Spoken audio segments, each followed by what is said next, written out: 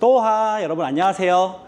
저번 시간엔 조선의 통치체제에 대해서 한번 배워봤는데요. 오늘은 살림세력과 정치변화라고 하는 주제를 가지고 한번 수업을 해보도록 하겠습니다. 먼저 이번 파트를 알기 위해서는요, 우리 단종 시절에 일어났었던 개유정난에 대해서 알아봐야 됩니다. 여러분 개유정난이라고 들어보셨나요? 한번 써볼게요. 개유정난. 개유정난. 이 개유정난은요, 당시 세종의 아들이었던 첫째 아들 문종과 수양대군이라고 하는 이 아들은요, 서로 친형제였습니다. 근데 문종이 일찍 죽고 문종의 어렸던 아들이었던, 그러니까 수양대군한테는 조카였었던 이 단종이 즉위하게 되면서 수양대군이 자신을 따르는 무리들과 함께 난을 일으킨 사건을 바로 개유정난이라고 합니다. 이 사건의 결과 결국 수양대군은 세조로서 왕으로 등극을 했고요. 정권을 장악했고, 이 개유정난으로 인해서 자신의 친형의 아들이었던 조카였던 단종이 죽음을 당하게 됩니다. 이 과정에서 개유정난에 참여했었던 공신들에게 여러 가지 특권을 주게 되죠. 이분들에게 공신이라고 하는 호칭을 주면서 공을 세운 신하라고 하는 호칭을 주면서 여러 가지 특권을 주게 됩니다. 이 공신 세력들은 이 과정에서 막대한 경제적 자산과요, 고위관직들을 차지했고요, 정치적 실권을 장악하게 됩니다. 이들은 점차 왕실과 혼인 관계를 통해서 정권을 더욱더 장악하게 됐고, 이들을 공을 세운 옛 무리들이라고 하는 뜻의 훈구 세력이라고 부르게 됩니다. 이 사람들이 이제 훈구파라고 하는 것이죠. 자, 이렇게 공신으로서 정치적 그리고 경제적 실권을 장악한 훈구 세력이 점점 세력이 커지자 성종 때는 거의 권력을 장악하고 있었는데요. 이때 성종은 이 훈구 세력으로부터 왕권을 강화시키고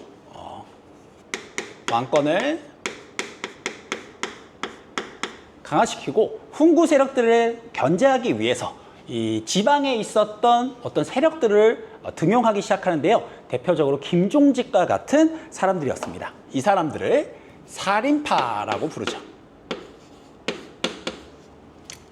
여러분 살인파 기억나시나요? 고려의 멸망과 조선의 건국 파트에서 이성계와 정도전과 함께 고려를 무너뜨리고 새로운 나라를 건국하는데 참여하지 않고 지방으로 응거해서 교육활동을 하던 온건 개혁파 기억나시죠? 그 온건 개혁파들의 교육활동을 통해서 성장한 제자들의 무리가 바로 이때쯤에 대해서는 사림이라고 불리게 되는 것이죠. 이들은 이때 성종 때 훈구 세력들을 견제하기 위해서 등용이 되게 되면서 당시 언론기관, 그러니까 지금으로 따지면 신문사나 방송기관 역할을 하고 있었던, 권력 견제를 할 수 있었던 3사라고 불리던 언론기관에 진출하게 됩니다. 이들은 3사에 진출해서요, 권력을 장악한 훈구 세력을 견제하고, 그리고 또 왕권이 너무 또 강해지지 않게 견제하는 역할들을 수행했다고 합니다. 그럼 살인파들은 어떤 세력들일까요? 이들은 이제 지방에서 오랫동안 성장해 왔었던 세력들이기 때문에 두 가지를 이제 주장을 했는데요. 첫 번째는 향촌 자치를 주장합니다. 향촌 자치. 이 향촌 자치는요, 지방의 양반들이 자체적인 조직을 만들어서 지방에 있는 백성들을 교화하고 여러 가지 스스로 통치하는 시스템을 만드는 것을 주장하는 것이죠. 두 번째로 왕도 정치를 주구합니다.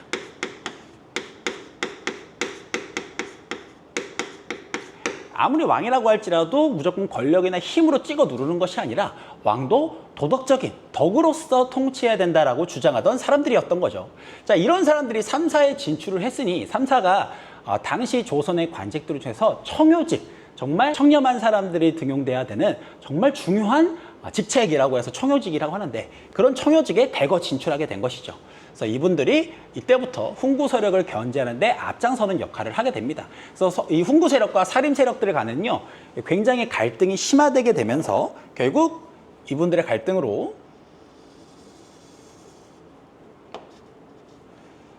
선비들이 화를 입는다라고 하는 뜻의 사화라는 것이 역사적으로 발생되기 시작합니다. 그 첫 시작은 연산군 때였는데요. 성종의 아들이었던 연산군이 즉위하고 나서 성종실록이라고 하는 역사책을 쓰다가 김일손이라는 사람이 성종 때 등용됐었던 그 살인의 거의 대표격이라고 불려졌었던 김종직이라는 사람이 있었어요. 김종직. 이 김종직이 생전에 남겼었던 조의제문이라는 글을 성종실록에 쓰는 사초라고 해서 여러 가지 기록물들에 이 김종직이 쓴 조의제문 내용을 넣은 것이 이제 발각당하게 됩니다. 여기 조의제문은요, 어떤 내용이냐면요, 옛날 중국의 항우라고 하는 신하가 초나라의 왕이었던 의제를 죽였던 사건을 안타깝게 여기며 쓴 글이 조의제문이라는 글이었죠. 근데 이게 왜 갑자기 성종실록에 뜬금없이 등장하는 걸까요? 이 조의제문은요, 중국의 일을 빗대서 당시 자신의 조카를 죽이고 권력을 찬탈했던 세조의 개유정난을 비판하는 글이었던 것이죠. 이 글이 이제 결국 발각당하게 되면서 결국 이 김종직과 관련되어 있는 살인 세력들이 이때 죽임을 당하고 화를 당하는 사건이 일어납니다. 이 일이 무오년에 있었다 해서요, 무오사라고 불리게 되죠. 자, 이 사안은 곧이어서 또 한 번 일어났는데요. 또 연산군 때의 일이었습니다. 이번에는 연산군의 어머니와 관련된 일이었는데요. 이 어머니가 바로 패비 윤씨라고 불리던 사람이었습니다.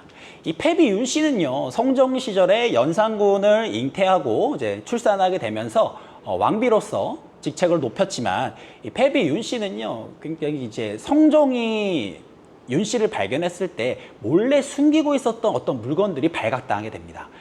여러 가지 주술의 문구가 들어져 있는 방향서라고 하는 여러 가지 주술서들 있잖아요. 뭐 가지고 있으면 되지 않은 여러 가지 주술서들과, 그리고 당시 독약이라고 할 수 있는 비상이라고 하는 독약이 있었어요. 이 비상이 묻혀져 있는 꽃감을 가지고 있다가 성종한테 들키는 사건이 일어났습니다. 그 이후에 성종과 패비윤 씨 사이는 점점 안 좋아졌고요. 야사에 따르면 이 패비윤 씨가 성종이 다른 이제 후궁들을 이뻐하는 것을 질투해서 성종의 얼굴을 긁었다라는 야사가 전해지기도 하죠. 결국 성종은요, 이 패비윤 씨를 폐위시키고 사약을 내려서 죽이게끔 하는데요. 이 패비윤 씨가 성종으로부터 죽임을 당했었을 때 동조했었던 여러 신하들이 있었겠죠. 그 사실들을 연산군이 자신의 어머니와 관련된 사건을 늦게 알게 되면서 관련돼 있었던 선비들이 또 한 번 화를 입게 됩니다. 그 사화가 바로 갑자사화라고 불리게 되죠. 자, 이렇게 갑자사화가 지나고 얼마 지나지 않아서요, 연산군은 지나친, 아시죠? 굉장히 폭군이었잖아요. 폭군적인 행동을 하게 되면서 결국 중종에 의해서 여러 가지 신하들에 의해서 중종반정이라고 하는 반정이 일어나게 되고, 연산군은 쫓겨나고 다시 중종이라고 하는 왕이 등극을 하게 됩니다. 이 중종은요, 사실 이 중종반정을 이제 주도적으로 이끌었던 사람이 아니었어요. 그래서 당시 중종반정에 참여했었던 여러 신하들에 의해서 전국이 진행되는 것에 불만을 품고요. 이때 조광조를 비롯한 당시 이제 굉장히 인기였었던 조광조를 비롯한 살인 세력들을 다시 한번 등용하게 됩니다. 그래서 조광조가 등용되게 되죠.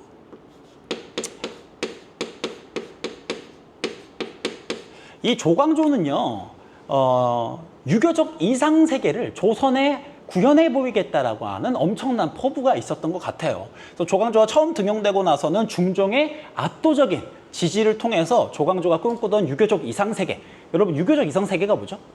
도덕적인 원리 원칙 하에 사회나 국가 시스템이 움직이는 사회가 유교적 이상정치라고 볼 수가 있겠죠. 이런 사회를 구현하는 데 조광조를 아주 지지를 해줬습니다. 그래서 조광조가 몇 가지 일들을 처리하기 시작하는데요. 첫 번째, 과거를 꼭 합격하지 않더라도 지방에 덕이 있다고 알려져 있는 현명한 사람들을 간략한 시험으로 통해서 추천을 통해서 뽑는 현량과라는 제도를 실시했고요. 그리고 당시 이 성리학 국가였던 조선에서 도교적인 업무를 담당하고 있는 소격서라고 하는 부서가 있었어요. 그래서 이 소격서라는 미신을 믿지 말라라고 해서 이 소격서가 폐지가 됐고요. 그리고 마지막으로 위훈 삭제를 하게 되는데요. 이 위훈 삭제를 주장하게 되는데, 이것이 무엇이냐? 당시 연산군 시절 때 이 연산군 폭군의 이제 치세 아래에서 많은 신하들이 연산군을 이제 대항해서 이제 중종반정에 참여하게 되죠. 하지만 이 중종반정에 주도적으로 참여하지 않았는데도 불구하고 이 반정 이후의 안정을 고려해서 참여하지 않았던 신하들이 공신의 목록에 올라가서 여러 가지 상이나 특권을 받는 경우가 있었습니다. 그래서 이 조광조는요, 당시 이 중종반정에 제대로 참여하지 않았었던 거짓으로 공이 있다고 거짓이라고 올려졌던 여러 신하들의 목록을 삭제해야 된다고 주장했었던 것이죠. 자, 이렇게 조광조가 급진적인 개혁 정책을 계속적으로 추진해 나가다 보니까 이 훈구 세력과 중종이 점차 부담을 느끼기 시작했고요. 결국 이 중종이 조광조를 이제 제거하게 되면서 조광조와 관련되어 있던 살인파들이 크게 한번 화를 입는 사건이 일어나게 됩니다. 이것이 바로 기묘사화라고 볼 수가 있겠죠. 이 기묘사화 같은 경우에는 굉장히 시험 문제에 많이 나올 수 있으니까 별표 치고 중요하게 알아두셨으면 좋겠습니다. 자, 다음번 이제 마지막 때는요, 명종 때 일어납니다. 이제 명종 때는요, 을사사화라고 해서요, 이제 대윤과 소윤이라고 하는 외척들끼리의 다툼에서 선비들이 피해를 입는 사화가 일어났는데 이걸 을사사화라고 하죠. 자, 이렇게 해서 결국 연산군 시절부터 시작된 살인파와 훈구 세력 간의 갈등으로 인해서 무오사화, 갑자사화, 기묘사화, 을사사화 이렇게 네 가지의 사화가 발생하면서 살인 세력과 훈구 세력 간의 갈등이 점점 커져갔습니다. 자, 이렇게 사화가 계속될 때마다요, 피해를 입었었던 것은 물론 훈구 세력도 입은 적도 있지만 대부분 살인파들이었는데요. 하지만 결국 이 훈구파와 살인파의 대결에서는요, 지속적으로 피해를 받아오던 살인파와 그리고 훈구파의 갈등에서 결국 승리를 이뤄냈었던 것은 여러분 누구였을까요? 바로 살인파였습니다. 아니, 선생님, 살인파가 지속적인 사화를 통해서 피해를 입었는데도 불구하고 어떻게 정권을 다시 정치의 실권을 장악할 수가 있었나요? 라고 물어보실 수 있는데요. 이 살인은요, 중앙정계에서는 이런 식으로 피해를 입었지만 살인파들의 기반이었던 지방에서 두 가지의 방법을 이용해서 끊임없는 사상을 공유하는 이제 여러 가지 제자들을 길러내게 되고 결국 지속적으로 지방을 배경으로 해서 세력을 유지한 살인이 훈구 세력들을 이길 수 있었던 것이죠. 이 훈구 세력들은 아까도 말했다시피 공이 있는 옛 세력들이잖아요. 이 훈구 세력들이 계속적으로 유지가 되려면요, 이 공신이라는 사람들이 계속적으로 만들어져야 돼요. 그럼 반란이 맨날 일어나야 되겠죠. 그러지 못하다 보니까 결국 지방을 배경으로 두고 있었던 살인파들이 결국 선조 때에 이르러서는 정치적 실권을 장악하게 된 것입니다. 그러면 살인파들은 도대체 어떤 방법으로 자신의 세력을 유지할 수 있었느냐? 두 가지 방법이 있었는데요. 첫 번째로는 서원이라고 하는 것이 있습니다. 여러분 서원 알고 계시죠? 교육기관이자 여러 가지 제사를 지내는 기관으로도 활용이 됐는데요. 이 서원을 통해서 후학 양성, 여러 가지 교육을 하면서 자신들이 원하는 여론을 형성한다거나 아니면 서원을 중심으로 학문적 주장을 기반으로 학파가 형성된다거나 라고 하는 효과가 있었습니다. 이 서원이 점점 발달되게 되면서요, 나중에는 왕이 직접 이 서원의 현판에 왕이 직접 적어준 사액이라는 것을 받게 되는 서원도 생겨나게 되는데요. 이 최초의 사액서원이라고 알려진 것이 바로 영주의 소수서원이라는 곳이 있습니다. 또한 이 살인 세력들은요, 지방에서 자치규약이라고 불리는 향약이라는 것을 통해서 지방을 통제했는데요. 이 향약을 통해서 지방에 있는 백성들을 교화시키고 통제하게 되면서 지방에서의 막강한 권력을 유지할 수가 있었죠. 결국 이 서원과 향약을 통해서 권력을 형성한 이 살인 세력들은요, 선조 때 실권을 장악할 수가 있었습니다. 자, 하지만 이 권력이라는 게 이렇게 훈구파와 갈등하고 있었을 때는 살인파들이 다양한 학파들의 살인파였지만 뭉쳤다면 이 살인파가 권력을 장악하고 난 뒤에는 살인파의 내부에 분열이 생기게 됩니다.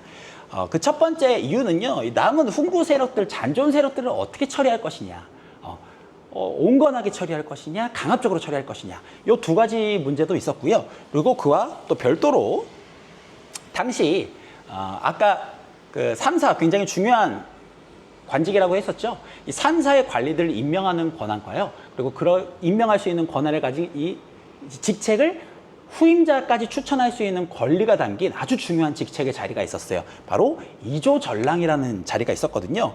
이 이조전랑이라는 자리를 두고 당시 심의겸이라는 사람과 김효원이라는 사람이 다투게 됩니다.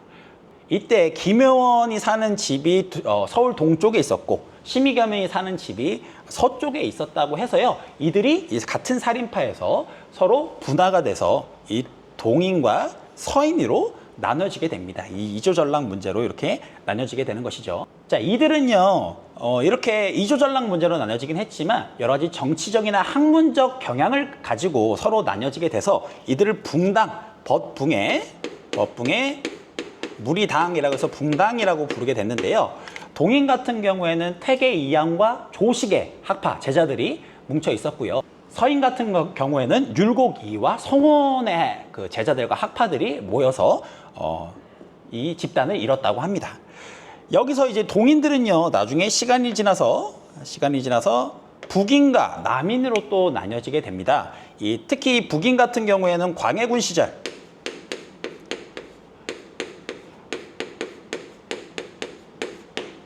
시절 정치적 실권을 장악하고 있다가 이 광해군이 결국 나중에 인조반정이라는 것을 통해서 쫓겨나게 됩니다. 이 인조반정을 일으킨 주도 세력이 서인 무리들이었는데요. 이 인조반정 이후 북인은 정치적 실권에서 제외당하게 됐고 서인을 중심으로 남인이 참여하는 그런 환경의 정치적 현상이 벌어지게 됩니다. 자, 이렇게 해서 살림 세력과 정치 변화라고 하는 파트를 보면서 어떻게 훈구파가 형성되었고 살인파가 어떤 세력들이었고 이 살인파와 훈구파의 갈등, 사화의 내용을 보고 결국 살인이 승리할 수 있었던 서원과 향약이라고 하는 제도, 그리고 이 살인이 권력을 장악하고 나서 어떻게 분화되어 갔는지 붕당까지 한번 알아봤습니다. 자, 이 부분을 배우면서요, 어떤 부분을 느끼셨나요? 저는 이 부분을 느끼면서 아무리 현재 굉장히 어려운 상황에 놓여져 있다고, 그리고 또 많은 실패를 겪었다고 하더라도 내가 다시 한번 일어날 수 있는 기반이 탄탄한 환경에서는 결국에 최종 승자가 될 수 있다라는 역사적 가르침을 바로 이 부분에서 배울 수 있는 것 같습니다. 자, 그럼 오늘 마지막 퀴즈 나가겠습니다. 중종 시기에 조광조로 인해서 일어났던 사화의 명칭은 무엇일까요? 정답을 아시는 분은 댓글로 남겨주시고요. 다음 시간에는 문화의 발달과 사회 변화라고 하는 주제를 가지고 이야기를 나눠보도록 하겠습니다. 그럼 다음 시간에 만나겠습니다. 여러분, 또 봐.